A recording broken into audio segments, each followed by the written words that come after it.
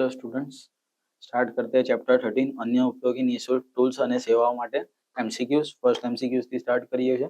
નીચેમાંથી કઈ ટનિક વડે આપણે માહિતી સંગ્રહ કરવામાં તે સમૃદ્ધિ મેમરી અને તકતી ડિસ્ક ઉપરની જગ્યાએ ઘટાડી કરી શકે છે? મેમરી અને ડિસ્કમાં ઘટાડો કરવાનો છે, આપણે સ્પેસ વધારવાની છે, તો શેના થ્રુ કરી શકીએ? તે માહિતી સંકોચન, ડેટા કમ્પ્રેશનના થ્રુ આપણે એ વસ્તુ કરી શકીએ છીએ. નેક્સ્ટ, નીચેમાંથી કોણ જુદી જુદી જગ્યાને નકશાઓ પૂરા પાડતી ઓનલાઈન સેવા છે? જુદી જુદી જગ્યાઓમાં નકશાઓ પૂરી પાડતી સેવા કોને કહેવામાં આવે છે? Google maps. આખી ડિરેક્ટરી એક ફાઇલમાં મૂકવા માટે વિકસાવવામાં આવેલ તકનીક શું કહેવા માંગે છે? તો આર્ચિવ ફાઇલ્સ કહેવામાં આવે છે. ડેટા કમ્પ્રેસ થયા પછી કોઈ બી ફાઇલ્સ આપણે સેવ કરીએ છીએ તો એને આર્ચિવ ફાઇલ્સ કહેવામાં, આર્ચિવ ખાતર આર્ચિવ ફાઇલ કહેવામાં આવશે. કમ્પ્યુટર ફાઇલ અને ડિરેક્ટરી માટે સંગ્રહની જરૂરિયાત ઘટાડવા માટે વિકસાવવામાં આવેલ તકનીકોને શું કહેવામાં આવે છે? તો એને માહિતી સંકોચન કહેવામાં આવે છે. નેક્સ્ટ, નીચેમાંથી કઈ ફાઇલ તેમાં રહેલ આખા ડિરેક્ટરી માળખાને ઉલ્લેખ કરી શકે છે? તો આર્ચિવ ફાઇલ્સ, આર્કાઇવ ફાઇલ શું કરી શકે છે? આખા ડેટાની માહિતી આપણને આપી શકે છે. એક ફાઇલના, એક ફોલ્ડરના થ્રુ જ આખા ફાઇલ્સની માહિતી આપી શકે છે. માહિતી સંકોચન નીચેમાંથી કયું કાર્ય કરી શકે છે? માહિતી સંકોચન, ડેટા કમ્પ્રેશન આમાંથી કયો કાર્ય કરી શકે છે? તો માહિતીને ઓળખાણ જેવી હતી એવી જ રાખવી, પુનરાવર્તન ઘટાડવું, એની જે કન્ટેન્ટ છે ઘટાડી નાખવાનું, અને માહિતીને પુનરાવર્તન દૂર કરવાનું. જે બી જે વસ્તુ કામની નહીં એ દૂર કરી નાખવાનું કામ કરી શકે છે. તો કરેક્ટ આન્સર છે આપેલ તમામ. સામાન્ય રીતે માહિતી સંકોચન કાર્ય શેના દ્વારા કરવામાં આવે છે? કોઈ બી સામાન્ય રીતે આપણે ડેટા કમ્પ્રેશન શેના થ્રુ કરી શકીએ છીએ? તો સંકેત લેખન દ્વારા આપણે કરી શકીએ છીએ. નીચેમાંથી કઈ તકનીક ઓછી મહત્વી માહિતી દૂર કરી જગ્યાનું સંરક્ષણ કરે છે? તો માહિતી સંકોચન, જે બી એક્સ્ટ્રા ડેટા છે એ નીકાળી નાખવાનું કામ કરશે.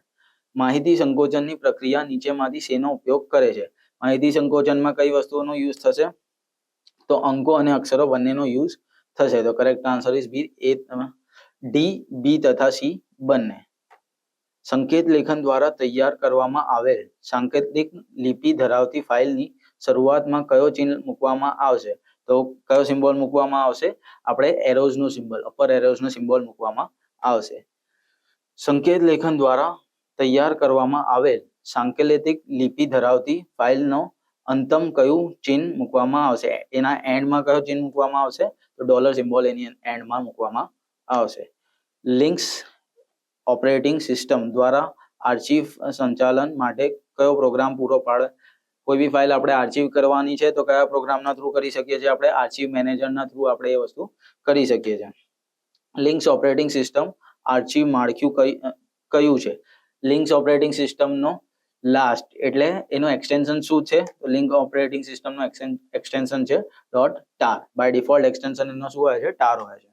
ટારનું પૂરું નામ શું છે? ટારનો ફૂલ ફોર્મ શું છે? તો ટેપ આર્ચિવર. શું છે? ટેપ આર્ચિવર.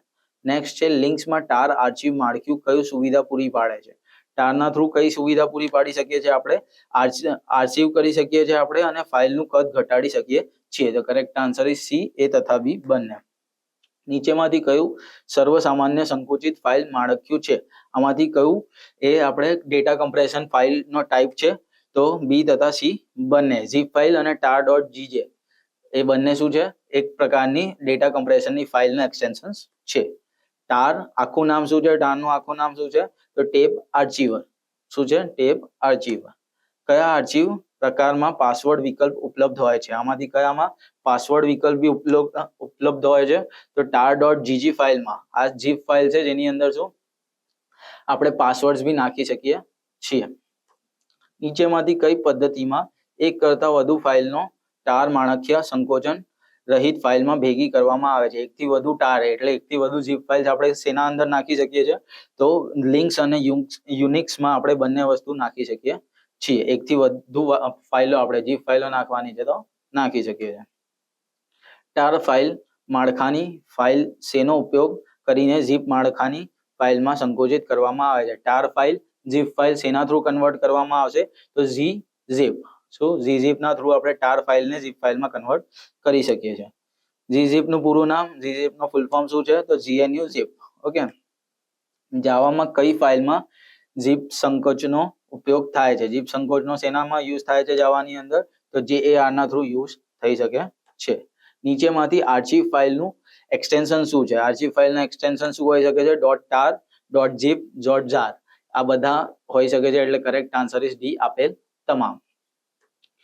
આર્ચીવ મેનેજરના ટૂલ બારમાં અપ બટનનો કાર્ય શું છે? અપ બટનનો કાર્ય શું છે આર્ચીવ મેનેજરના ટૂલ બારમાં? તો પેરેન્ટ ડિરેક્ટરી થઈ શકે છે. પેરેન્ટ ડિરેક્ટરીમાં બહાર આવવું છે આપણે, એટલા માટે અપ બટનનો યુઝ થાય છે. નીચેમાંથી કયું મીડિયા પ્લેયર લાક્ષણિકતા દૃશ્યને સમૃદ્ધ કરે છે? તો આમાંથી લાક્ષણિકતા શું કોણ દર્શાવે છે? VLC લાક્ષણિકતા દર્શાવે છે મીડિયા પ્લેયર્સની. VLC નું આખું નામ શું છે? Video LAN client.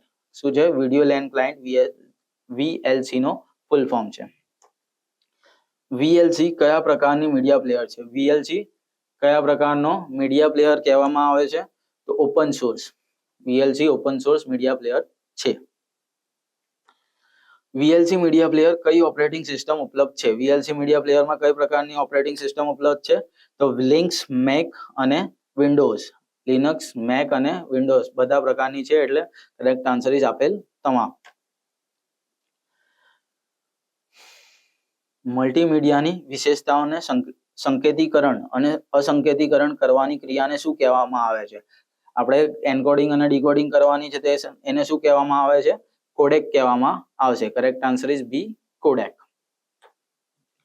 કોડેકનું પૂરું નામ શું છે? કોડેકનું પૂરું નામ છે કોડર ડીકોડર. શું છે એનું પૂરું નામ? કોડર અને ડીકોડર. એન્કોડિંગ અને ડીકોડિંગ બંને કરી શકાય છે. નીચેમાંથી કયા વિકલ્પ ઉપયોગ કરી VLC મીડિયા પ્લેયરનો સારું કરી શકાય છે? આપણે VLC મીડિયા પ્લેયર શરૂ કરવું છે તો શેનો ઉપયોગ કરીશું આપણે? એપ્લિકેશન, સાઉન્ડ એન્ડ વિડીયો, એના પછી આપણે VLC મીડિયા પ્લેયર ઓપન કરી શકીએ છીએ. VLC મીડિયા પ્લેયર પ્લેલિસ્ટની સંગ્રહ કરવા કયા મેનુ વિકલ્પનો ઉપયોગ થાય છે? VLC મીડિયા પ્લેયરમાંથી આપણે પ્લેલિસ્ટ ચાલુ કરવાની છે તો શેનો ઉપયોગ કરીશું? Media save playlist to file. Next, VLC media પ્લેયરમાં પ્લેલિસ્ટનો ખોલવા માટે કયો મેનુનો ઉપયોગ થશે? પ્લેલિસ્ટ ખોલવાની છે આપણે તો કયા મેનુનો યુઝ થશે? વ્યૂની અંદર જઈને પ્લેલિસ્ટ આપણે ખોલી શકીએ છીએ. મીડિયા પ્લેયર સંદર્ભ M3U નું પૂરું નામ શું છે? M3U નું પૂરું નામ શું છે? MPEG URL sound reference file. શું છે? MPEG URL sound reference file. VLC media player ટેગના શરૂ કરવા કયા બટનનો ઉપયોગ થાય છે? આપણે કોઈ બી ટ્રેક શરૂ કરવાની છે તો કયા બટનનો યુઝ થશે? તો આ A કરેક્ટ સિમ્બોલ છે. Okay. Next, VLC media player tag વગાડવાનું બંધ કરવા કયા બટનનો ઉપયોગ થાય છે? અગર બંધ કરવાનો છે આપણે VLC મીડિયા પ્લેયરમાં ચાલુ લિસ્ટ તો શેનો ઉપયોગ થશે? તો એમાં આ પોઝ બટનનો યુઝ થશે. નેક્સ્ટ છે VLC મીડિયા પ્લેયર આગળનું ટ્રેક વગાડવા માટે આપણે નેક્સ્ટ ટ્રેક ઉપર જવાનું છે તો શેનો ઉપયોગ થશે?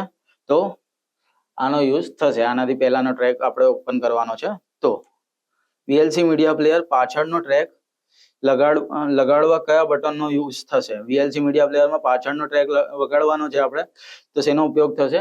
આ ડી ઓપ્શનનો યુઝ થશે.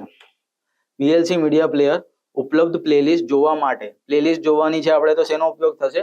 આ 3 ડોટ્સનો યુઝ થશે. નીચેમાંથી કઈ વેબસાઇટ ગૂગલ નકશાની સેવા મળવી શકાય છે? ગૂગલ નકશાની સેવા આપણે કઈ વેબસાઇટના થ્રુ જોઈ શકીએ છીએ? તો A તથા B બંને. google.co.in થી બી અને maps.google.co.in થી બી આપણે બંનેમાંથી મેપ્સનો ઉપયોગ કરી શકીએ છીએ. ગૂગલ મેપ્સનો. મોબાઈલ ફોનમાં કઈ સુવિધા ઉપલબ્ધ હોય તો હાલના વિસ્તારના ખ્યાલ મેળવી શકાય છે? કઈ સુવિધા આપણે મોબાઈલમાં હોય તો આપણે કયા વિસ્તારમાં છીએ જોઈ શકીએ છીએ? તો GPS ના થ્રુ આપણે હાલના વિસ્તારની આજુબાજુની જગ્યા જોઈ શકીએ છીએ. કઈ તકનીક આપણા સ્થાનનો ચોક્કસ ખ્યાલ આપે છે? કઈ તકનીક આપણા સ્થાનનો ચોક્કસ ખ્યાલ આપે છે? GPS ના થ્રુ આપણા સ્થાનનો આપણે ક્યાં છીએ એનો ચોક્કસ ખ્યાલ આપશે આપણને. GPS નો ફૂલ ફોર્મ છે ગ્લોબલ પોઝિશનિંગ સિસ્ટમ.